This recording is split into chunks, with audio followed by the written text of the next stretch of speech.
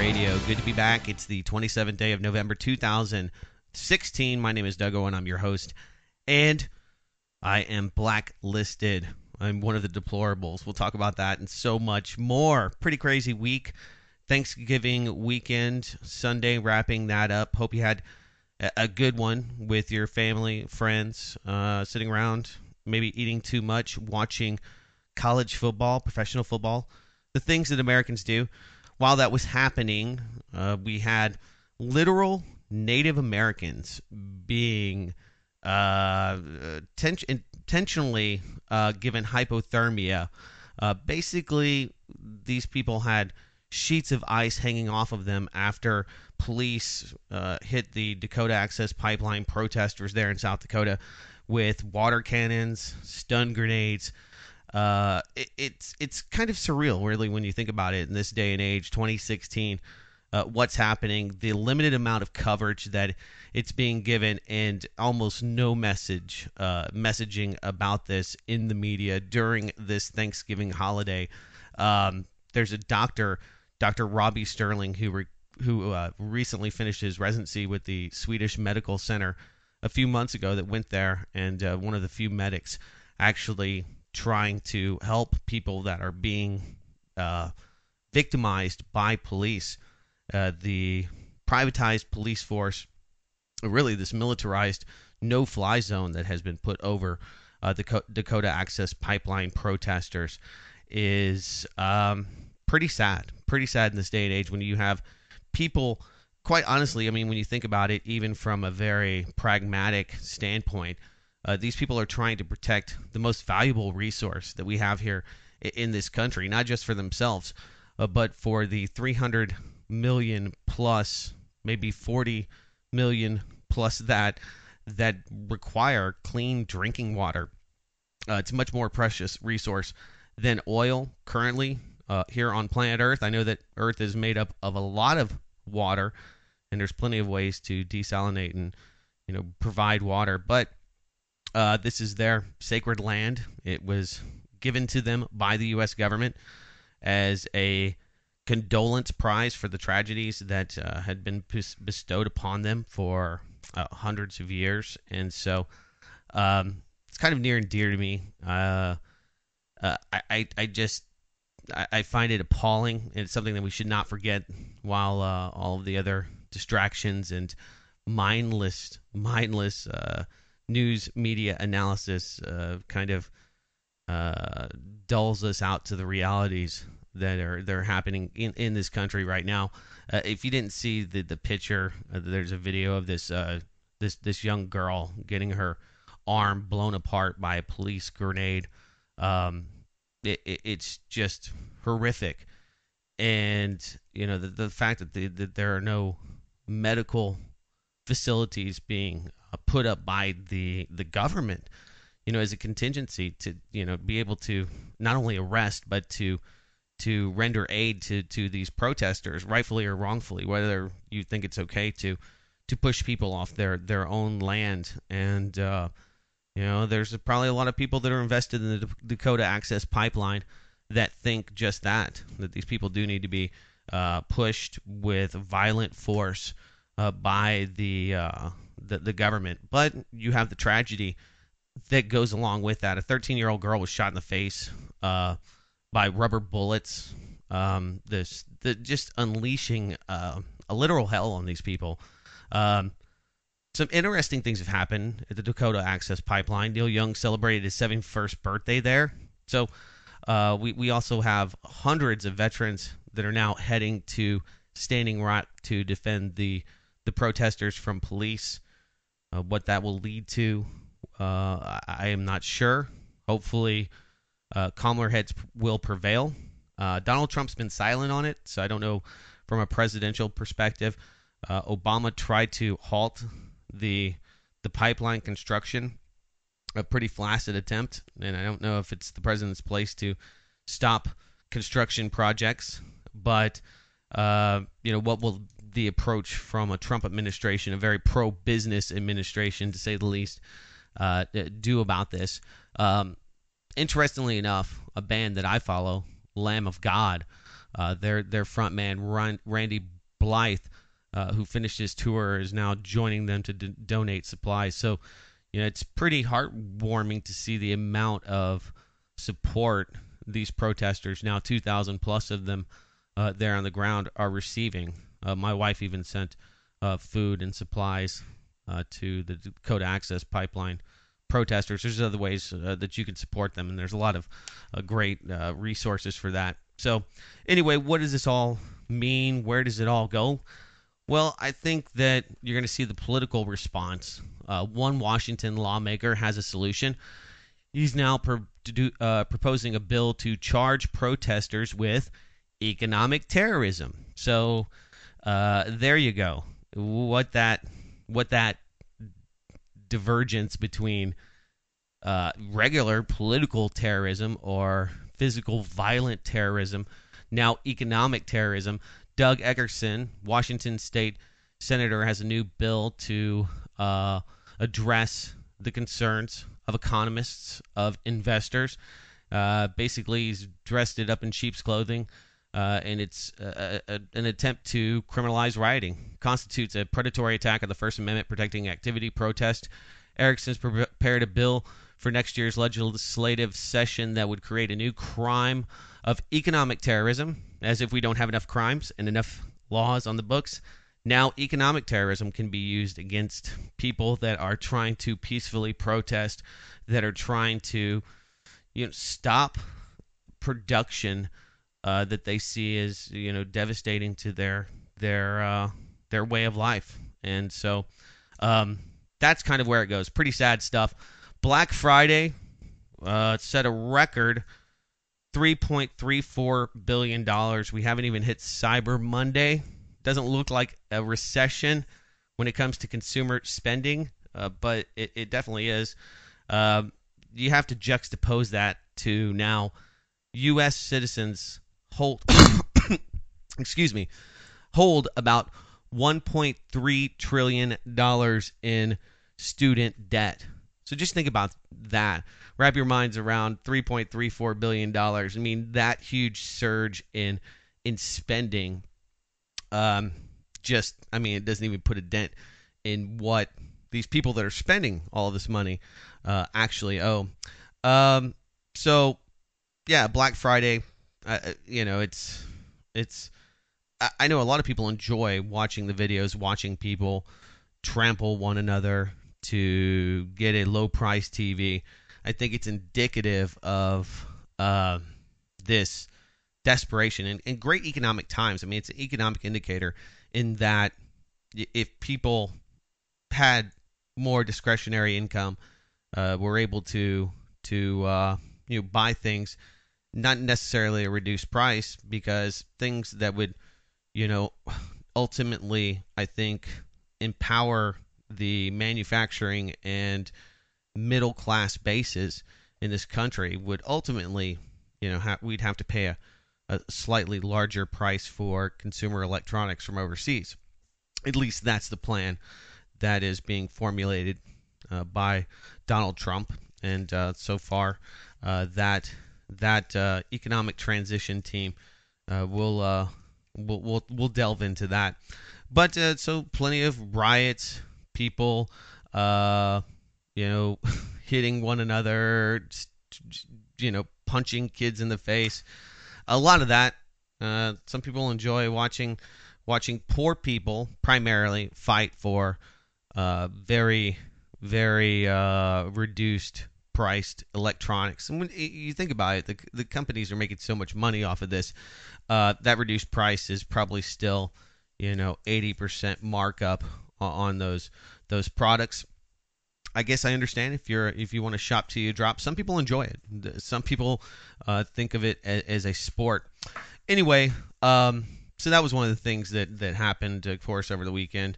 It's Thanksgiving, and Friday I received a kind of bombshell news notice that there's a Washington Post article that came out citing this very secretive group of individuals, military analysts, other pundits and the like that had come up with this notion that Hillary Clinton, in the search for reasons why Hillary Clinton lost the 2016 election, has naturally gone to its Russian propaganda, fake news stories.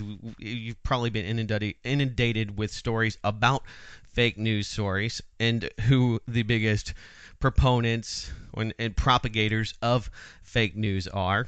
And anyway, that's a whole show in and of itself, talking about propaganda. We'll get into it a bit here. But anyway, there's this article headline: Russian propaganda effort helped spread fake news during election. Apparently 230 million plus people read fake news. And worse than that, not just fake news, but directly or indirectly funded Russian news. So there's this group called PropOrNot. They consider themselves to be a nonpartisan collection of researchers with foreign policy, military, and technology backgrounds that have come up with this long list of websites that they have noted pushed Russian propaganda, fake Russian news stories during the 2016 election. Brand new source. So Washington Post basically wrote this hit piece, and they were a news outlet that officially supported Hillary Clinton and gave her their endorsement, which, I mean, talk about not objective. And, when we talk about this list, I'd also like to juxtapose it against the infographic that most of you have already seen. If not, you can find it, of all the news outlets, mainstream media, press, from the New York Times to the Washington Post to the LA Times to the Las Vegas Journal, that supported Hillary Clinton forwardly. And now the media is in this reflection period, trying to think, well, maybe we shouldn't have been all in. And if you didn't see all the press covers of all of the magazines that were prepared for Hillary Clinton to win the Madam President edition of Newsweek, I mean, the media was absolutely all in. So now the search for answers. So what they have done is they have stolen, it seems to me, from another website. We mentioned this last week when we had our guest Jay Dyer on, that the Fake News Watch, I think this is the name of it, had this list. And they've, what seems to me, quite honestly, has added the blog roll from blacklistednews.com to this list of 200 websites that they say are Russian propaganda outfits, that they have pushed false narratives, that they are pushing fake news. And because of these 200 websites, that is just one of many things, including, of course, the narrative: racism, misogyny, hating children, hating puppies, being anti-immigrant, being xenophobe, being ultra-nationalist, being fascist. All of those things that go into anybody, their psyche, if they voted for Donald Trump, that whole narrative. But besides that, they're trying to find more and more reasons, and going ahead and having a blatant attack on the alternative media is the easiest way to do that. Of course, these people have not signed their names to anything, so when it comes to defamation or libel lawsuits, the Washington Post has been careful to couch itself in a position where, well, we're just referring to this list, this anonymous list, which, I mean, speaks volumes about its credibility and whether or not it is a legitimate arbiter of truth. And of course, they want the FBI to investigate websites, including yours truly's Blacklisted News, for possible links. They say that they don't want a McCarthy-style uh, uh, inquisition, but they're calling for it. Kurt Nimmo, who writes for blacklistednews.com, wrote a very great article. Fake news ruse, establishment declares war on the alternative media. And so some of the sites I'm sure that a lot of you frequent, Activist Post, Drudge Report, even some that have infuriated liberals like nakedcapitalism.com, the Black Agenda Report, I'm trying to think, there's several other sites, truthout.org as being fake news and outlets for literal propaganda. And they're bringing up this topic of possible treason. So if that doesn't sound like McCarthyism, I don't know what does, quite honestly. So anyway, they have this project. They actually have an Google Chrome extension that you can install on your browser so that you don't become subject to Russian propaganda. So if you go to blacklistednews.com, you go to infowars.com, drudgereport.com, you're going to get a little warning tab in your Google browser to be careful. So, Facebook has their 7-point plan to target fake news. And, what is fake news? I mean, that's really at the heart of this. What is fake news? Is fake news not truthful, not generated, not vetted by such and such group? The AP can use anonymous sources.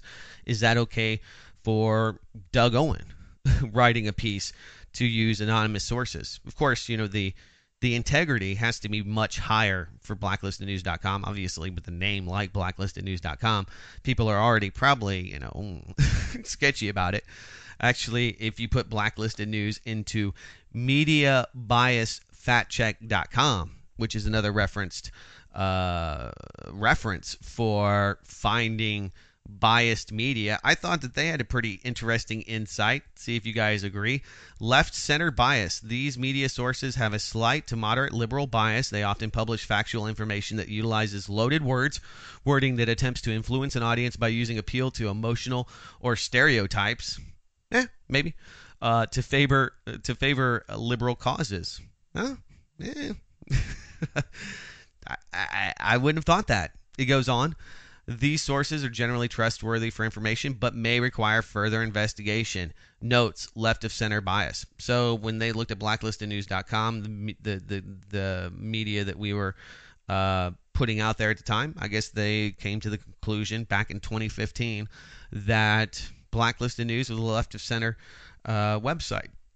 And I'm sure that if you tried to lump me in, or the news that we produce in with any group right now, the alt-right would probably be a hot way or a hot title, a pejorative to make it seem, those are just nationalist, right-wing, angry white a-holes. So,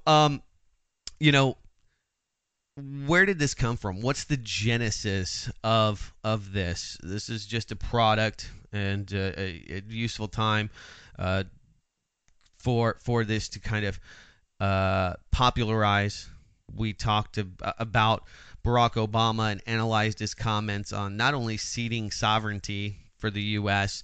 for a more global Trans-Pacific Partnership type world where we have power sharing, but he also talked about needing to have truthiness, which is one of my favorite words because it's not a word and he invented it and it's okay.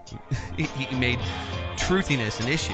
Said if we don't have some way, some metric to find out what's true or not, then we will be left in the dark.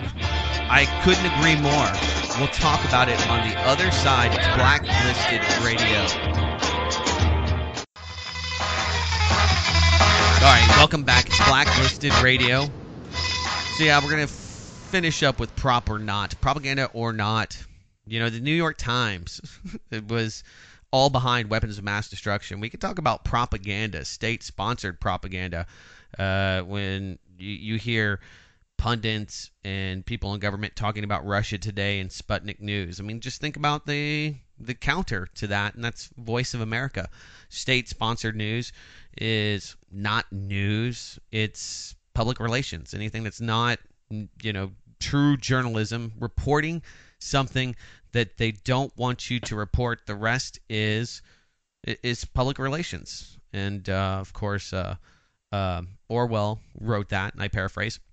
So I don't think a lot of people are going to be buying into this. I think that when you look at the support for this group and whether or not this will take off, there's too many websites that are very prominent and very well respected that are included in the list. It seems almost juvenile and unresearched, and it seems like it is. The Washington Post, using them as reference, I could only imagine who may be up to that. But the Rand Corporation, you talk about the genesis of it, had a really interesting piece. Rand Corp blasts truth decay, wants facts determined by appropriate leaders. So when you look at the underbelly, or people that would be financially supporting this kind of militarized information vetting, Rand Corp is right there. And I'm sure that there's a lot of other groups and interested individuals that would also be interested. So I'm not saying that these guys are necessarily behind it, but this is what they want. They want some kind of browser plugin. So problem, reaction, solution, PropOrNot pops out of nowhere with a bunch of anonymous sources and analysts, allegedly. They don't want to put their name on it and take any criticism for how they came to list this, which seems like I said, a bootlegged, stolen list of websites. And of course, it would bear the burden of proof. You would have to really, to come to some kind of conclusion on every one of these websites will require a super amount of vetting. So it seems haphazard. Maybe just somebody that's really the proverbial butthurt Hillary Clinton supporter. Truth decay makes facts subjective and polarizing and more extreme. Disagreements over policy have always existed, but disagreements over basic facts have not. It's a phenomena. The Rand CEO Michael Rich calls truth decay. Rand Corp blog. Michael Rick, head of Rand Corporation, has come up with a new phrase to describe fake news, calling it this decay. The Rand Corporation is leading a military-industrial think tank with thousands of employees, including scientists from around the world and domestic and international offices, to come up with a solution on vetting the truth to all of you out there. So support independent media, support this show, support those by not only your monetary contributions, because one of the ways they're trying to attack these organizations is using Google AdSense, and other ad networks to literally blacklist them, these websites, from being able to do business. And so independent media, an alternative counterpoint to the quote-unquote news that is, screened for your viewing. And that's what they want. They want the rose-colored glasses that you can see through to view the world. And we played clip after clip of angry news guy that's upset that Facebook is usurping them, that no longer is the mainstream media really needed or necessary to have a more politically aware discourse here on planet Earth, and especially in the United States. This is also interesting, considering we have this DC power player tied to Podesta that ended up in this insane Reddit sleuthing on sex trafficking. It's known as Pizzagate, something that Reddit has banned. We'll talk about that. Man, we've got a lot more to get to. Geopolitics, analysis, thoughts, your calls, 800-313-9443. Don't go anywhere. It's Blacklisted Radio.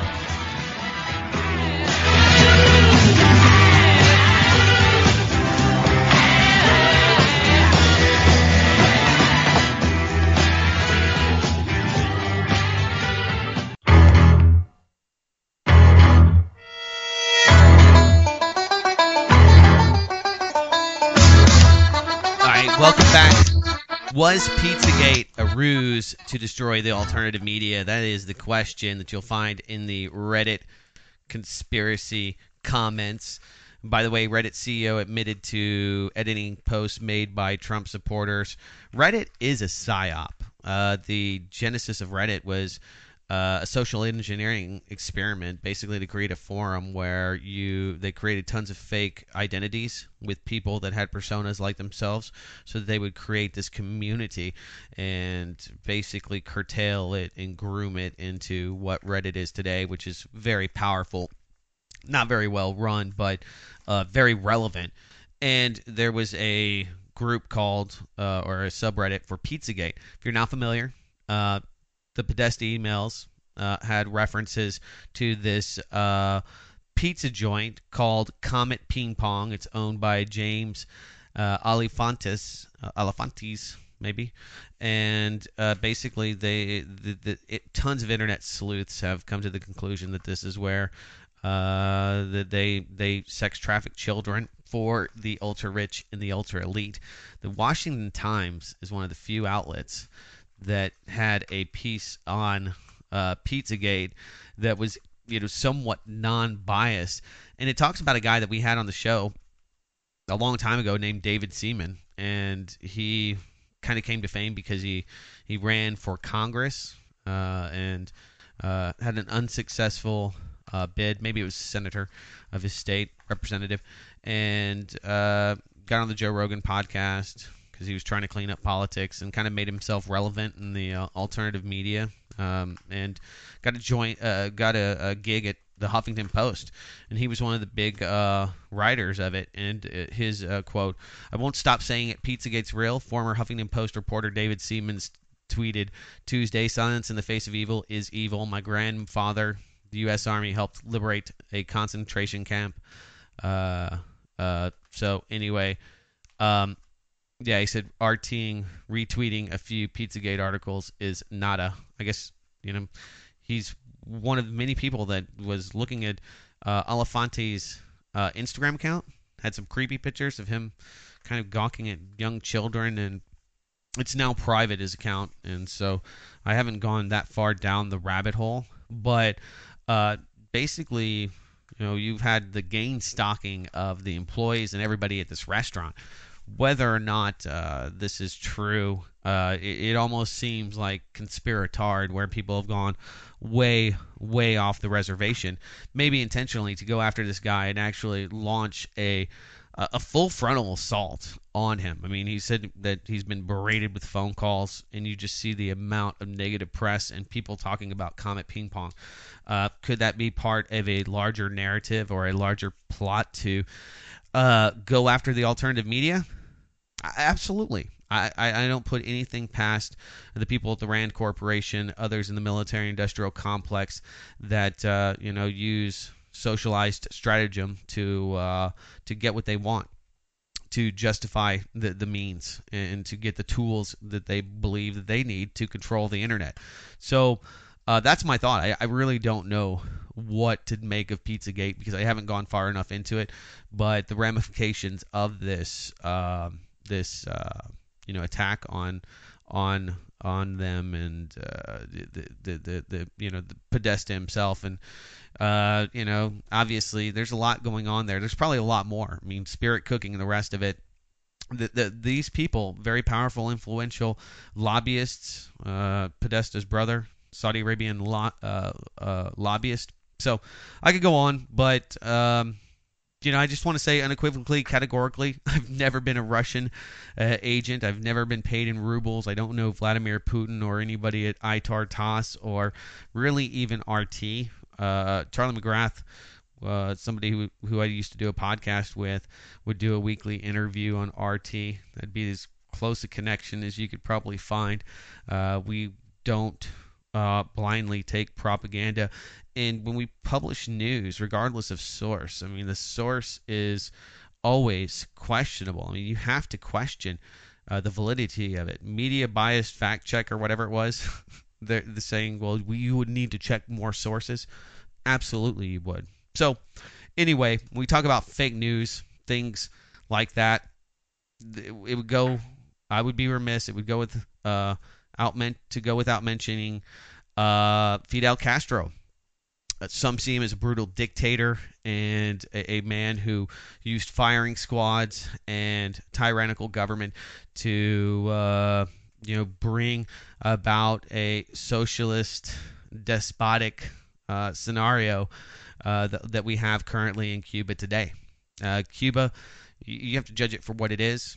Jill Stein, the EU Commissioner Juncker, Francis Holland, a lot of political leaders even Barack Obama, talked about him as a freer of people and a fighter for freedom. Jill Stein taking a lot of heat for her recent comments about him. She said that he was a symbol of the struggle for justice. So the people that found that on the other end of a bayonet or an M6 Garand probably don't feel that way.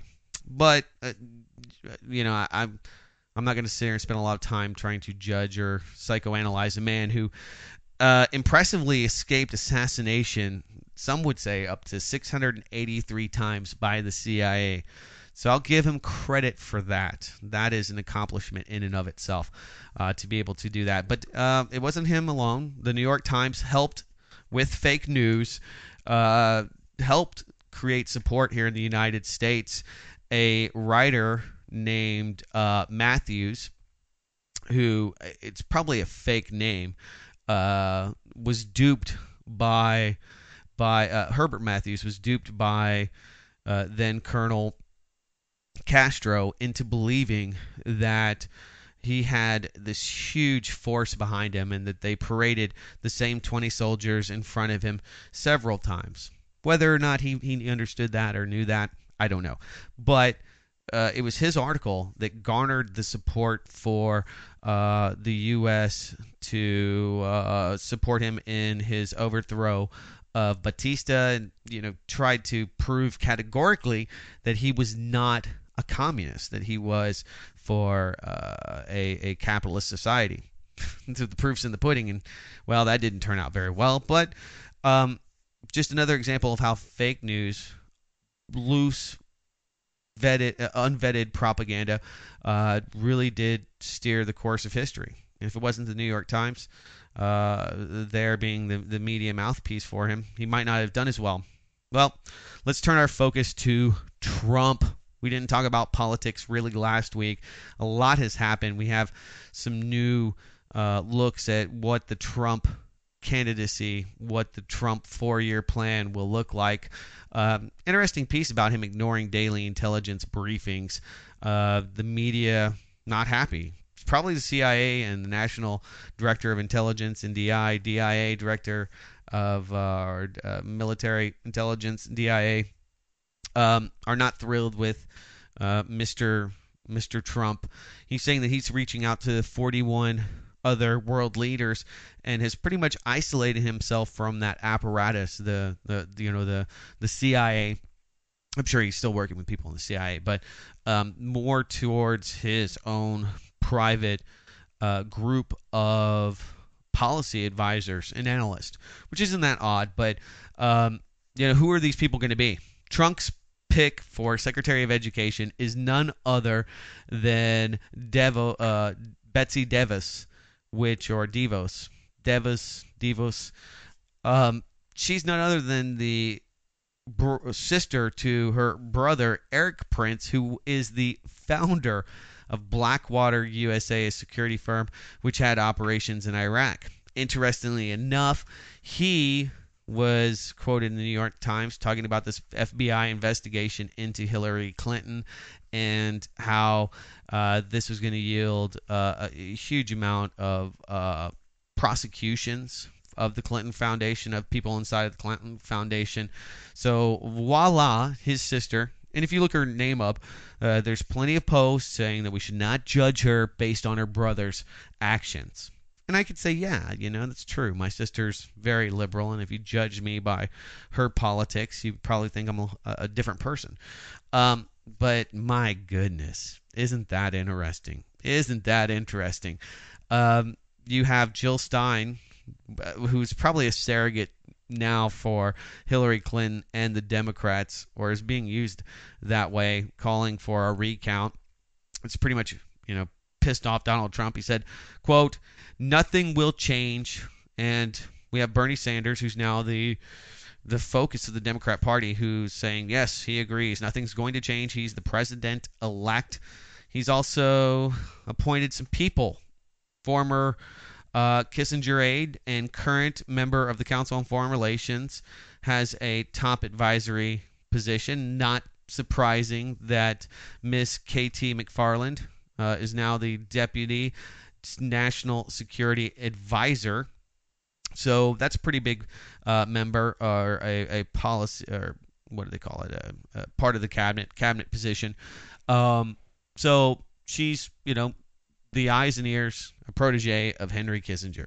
So that gives you an idea. He also met with Dr. Kissinger and talked about world affairs. We were watching PBS NewsHour, my wife and I guess it was Thursday, and they had a huge piece about Henry Kissinger and talking about China and policy and what that means and how the U.S. actions have to be interpreted and where we're going. Because you do have a potential clash of civilizations that's happening between the East and the West, especially China. Billions of people that they are going to be a huge presence, and more so in the very near future than the West. So how do you remain relevant? Interesting questions for policymakers, blah, blah, blah. Consider the source. Consider his past accomplishments. I would look at Vietnam, Cambodia. I would look at the drug war in Colombia, bringing Pinochet to power. Blah, blah, blah. Lots of reasons to question Dr. Kissinger's decisions. Trump names former political opponent as UN ambassador, replacing anti-Putin Samantha Powers with Nikki Haley, South Carolina governor. Not a bad-looking lady. And somebody who was very opposed to changing the good old stars and bars flag, the rebel flag. Dare you call it that, Doug? How dare you? Dixie. She opposed taking down old Dixie and flying another Jack in the state of South Carolina. So I'm sure that's just part will be more scrutinized as to what she's about, and if anybody looks racist, then that's gonna be talking. I don't know if she's racist. I have no idea, but just thought bad look. But so much better than crazy John Bolton during the Bush era. I couldn't fathom a worse pick for UN ambassador. Her, it's just weird. Mayor de Blasio, the mayor of New York, going from social justice warriors to snowflakes to bleeding heart liberals. He is going to make a safe space in New York for excess Trump. Too much Trump. Can't handle the Trump. There's going to be a safe space for you in downtown New York. The fact that he would actually mention that makes me quiver. So let's talk policy. Let's talk what's happening around the world. When you see what people are fearing, and that is this rejection of globalization and the rejection of the mainstream media and the people in the swamp that the Americans that voted for Donald Trump voted for two things. One, they just didn't want Hillary Clinton, okay, or they didn't vote, 46% of you, and or you wanted him to drain the swamp. I don't know if that's happening, really, but Merkel is feeling the blowback, and she's feeling this nationalism that is sweeping the nation, sweeping the European continent, and the rejection of austerity, central control there from the Troika, the IMF, Brussels, and so we're seeing this divide that's possibly happening. Of course, those in power want to codify and keep that union from disintegrating. It's under great pressure, especially with Brexit. So this piece, Merkel fears social bots may manipulate the German election. This is the new go-to. It's bot networks, and it's fake Russian news, and it's blacklistednews.com putting out stuff on Facebook, and the inability, really, the condescending viewpoint from the media, from these organizations that don't think that you out there are smart enough to disseminate between propaganda and real news reporting. The libertarian in me looks to markets. If it's fake, if it's not well researched, it will be outed. People will not continue to go to those sources for information. I will say, just to jump back a moment, one of the big problems is that you do have a lot of people in quote-unquote alternative media that put out fake news and put out hoax stories in the attempt to get people to click on them. The EU Times, I can name a lot of them. Veterans Today, the guy that runs it, Gordon Duff, put out a piece about how half of his stuff had to be fake, otherwise the CIA would kill him. So only half of the news that you're reading there may be legitimate. The other half has to be. He has to put out so much disinfo. And people are like, yeah, that seems legitimate. That seems right. I'm okay with reading 50% pure nonsense. So there's a lot of people in alternative media or in the friendly websites, the circuits out there that you're going to find on that list that do put out fake news. Your Newswire, beforeitsnews.com, what's the one? Whatdoesitmean.com, Sourcefall. There's a lot of that.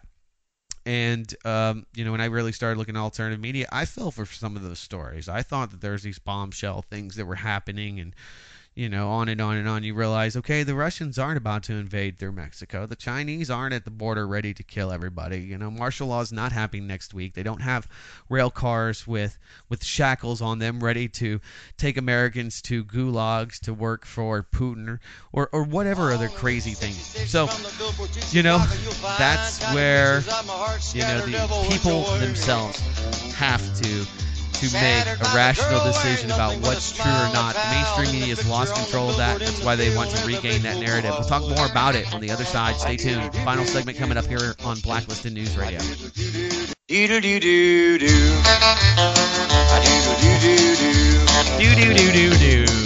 right, welcome back. Final segment here on Blacklisted Radio. Quick policy update. Let's talk about Russia real quick. Ukraine's missile test plans near Crimea heat up row with Russia. Yeah, this is horrible policy, and even allowing this to happen, especially considering the military support the U.S. is giving them, is nothing more than a provocateuring of Russia. Say that they annexed Crimea. The Russians say it was a valid vote.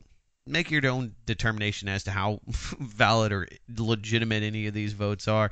And I come to the conclusion that people there don't seem to be rioting or that upset or crying internationally. You're not hearing that in the media.